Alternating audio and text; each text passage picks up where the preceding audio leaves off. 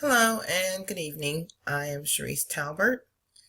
I am doing my presentation on birth certificate process for newborns. It's for the Health Data Content Structure and Standards class, HIM 5363, Professor Chagamba. And again, it's about birth certificate process. Here's the objectives. Define what a birth certificate is. Explain the health and safety code requirements. Describe the information and data collected to obtain a birth certificate. List and ask the type of questions asked to mom and the parent status for an AOP, or acknowledgement of paternity versus a married couple criteria. Identify the information needed and cost to get a copy of the birth certificate. So what is a birth certificate? An official document issued to record a person's birth, including such identifying data as name, gender, date of birth, place of birth, and parentage. Let's define the birth certificate. The birth certificate is a statement of fact concerning an individual. It's also a permanent legal record used throughout life to prove age, parentage, and citizenship. It's used to enter school, vote, and it's also used to obtain licenses, passports, VA benefits, Medicaid, welfare, Social Security benefits, and more. The birth certificate process is not just about naming your baby or naming the baby.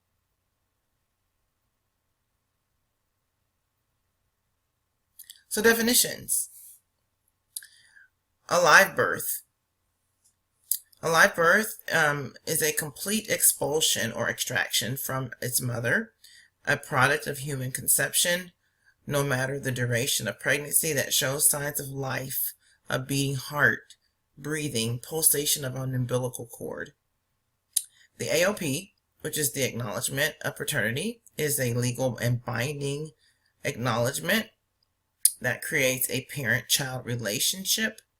It also imposes a legal duty to support, and it grants routine visitation and/or custody. BVS, that's short for the Bureau of Vital Statistics. It's also referred to as the Office of Vital Records. So those are just some of the definitions that we'll be using during the course of the presentation. The Health and Safety Code, let's talk about that. Registration requirement and responsibility. The registration requirement and responsibility for every child that's born in the state of Texas is that they have to be registered with a birth record according to the health code. And the health code is listed there, HSC 192.001. So every child in the state of Texas has to be registered with a birth record. Registration must take place and be processed no later than 5 days after the birth of the child. So it has to be within the first 5 days of life. Outside of a hospital, the physician, midwife, or acting midwife should file the birth certificate with the local registrar. That's just in case the baby was not born at the hospital. Some babies are born in birthing centers or at home or in other places. Also, in the hospital setting, the designated registrar or administrator files it in lieu of the physician or midwife. If there is no physician or midwife, no hospital or birthing center, the mother or father of the child would report to the local registrar or owner of the home or place of birth. If the baby is born en route to the hospital, which that can happen and does happen from time to time, if confirmed born in an ambulance and removed at the hospital, then the hospital can process the birth certificate. There are many forms to complete in processing a birth certificate. There's a binder that's given to mom in labor and delivery with a tab that has the birth certificate paperwork. And so when she's done with labor and delivery, she goes over to her room, and that binder is there for her to go to that tab and get the paperwork out to fill out to complete the worksheets that are in there to actually get the birth certificate. So after giving birth, it's collected by the registrar, the paperwork is, and the registrar types and certifies the birth after the mom and dad view it for accuracy, and then it's submitted to the state of Texas to be recorded through the state of Texas a system that's there. Time is of the essence, and we only have 5 days from the date of birth to submit the paperwork to the state through their system. And the process can seem slow and complex if the parents are not married. Time goes really fast, and the paperwork typically gets done really fast if the parents are married. There's not a lot of legal forms that have to be filled out when the couple's married. A lot of time is spent just waiting on the forms to be completed, information to be gathered, and for dad, if they're not married, to come in and sign if he wants to be listed on the birth certificate. Collecting information. Worksheet data is collected. Examples are name, date of birth, place of birth, age, address, health risks, ethnicity, prenatal care, if there was any prenatal care during the course of the pregnancy, the father's information, his place of birth, social security number, and lots more of information that is obtained. There's lots of data that's retained from these worksheets, and I imagine it's abstracted somewhere so we can use it later on for statistics.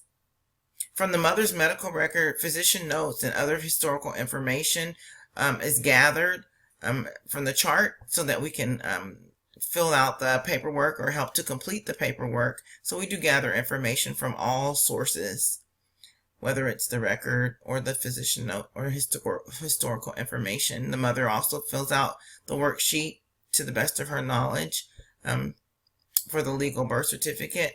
Information is obtained and used and sent to the Bureau of Vital Statistics for statistical purposes as well. And the information that's provided is protected, and it's safeguarded by the state of Texas to protect confidentiality of parent and child. There's questions that we ask mom. Are you legally married to the biological father? Are you legally married to someone else? Have you ever been divorced? If so, when was it finalized? And if within the last 300 days, does the divorce decree exclude that ex-husband as the legal father? These questions are asked to determine parentage and to give an opportunity for the biological or non-biological father to sign an AOP or acknowledgement of paternity. Depending on the situation, an acknowledgement of paternity or AOP may need to be signed if the unwed mother wants the father listed on the birth certificate. Parent status. If they're married, the paperwork, again, I said for the paperwork for a married couple goes pretty quick. So it's just typed up, verified by parents, and then sent to the state of Texas. So it's pretty easy. The presumed father is the man that's married to the mother at the time the baby is born. The ex-husband, within 300 days of divorce, unless specifically excluded on the divorce decree, would need to sign an AOP if he's not excluded on the divorce decree. Let's see. Not married. Both mom and dad need to sign the acknowledgement of paternity. If the dad will not sign the AOP, then he cannot be placed on the birth certificate. Identification must be provided to complete the AOP, and we do accept a lot of forms of identification. So if there's not a government issued ID, then we do accept other forms, like even a badge from work, something that has your name and picture on it. We'll accept voter registration cards, things like that. If mom is married to someone else, not the biological father, or within the last 300 days of divorce, wants to ID the biological father, then all parties have to sign the acknowledgement of paternity. Naming your baby. This is part this is the part that most parents want to do, which is the exciting part, which is to name the baby. But there's so much more to completing the paperwork than meets the eye. So there's a lot of paperwork that has to be done in completing this birth certificate. And people think just the birth certificate itself is just naming the baby, but it's not. Make sure on the certificate that the name reads the way you want it, because once you put it down and then we type it up and then we give it to you to verify, if you verify it or look it over and then sign off on it, that's the way it's going to go into the system. And if you made a mistake and you didn't catch it, then it just gets placed that way, and then you have to go through the process of having it amended and that sort of thing, and that's takes time, and it actually costs money to get that amended, and we'll talk about that shortly. So after you sign and the end date and the certificate is filed with the state, an amendment or name change would need to take place. The actual birth certificate is available for 2 weeks after your child's birth. You can get that from the Bureau of Vital Statistics or Office of Vital Statistics.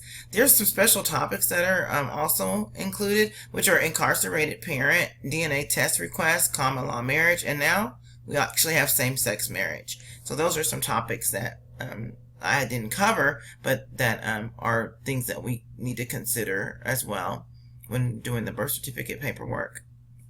After day 5, this is how you get your copy of the birth certificate. You go to the Office of Vital Records. You can either walk in or you can go online. You can phone or do it by mail. There's a government issued ID that's required and must be immediate family that gets the certificate. It's $23. If you need to make changes, it requires a certified copy of a court order, certified copy of a marriage license that occurs after the birth of the child, or a filed AOP or a new one signed by all parties that are involved. Amendments cost, no changes will be made to a birth certificate without the filing fee of $25. And then here's the references. So I referenced the state of Texas, the Attorney General's office, the Administrative Code, the Health and Safety Code, and then of course the CDC, Department of Health Services, and those are the references. Thanks for listening.